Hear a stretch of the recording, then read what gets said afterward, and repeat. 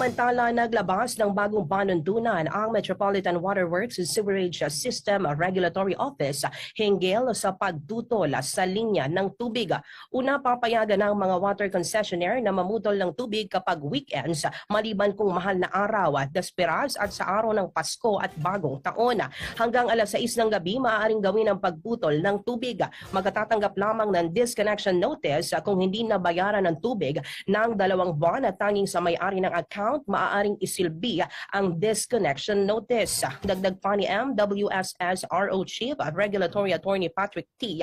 Dapat personal na matanggap ng may-ari ng account ang disconnection notice at hindi maaaring iwan ito sa bahay. Magkatatanggap ng mga diskwento ang mga customer na makararanas ng maling pag-utol ng water concessionaire habang papatawa naman ang multa ng mga kumpanya na bigong maisaayos ang problema makalipas ang 12 oras.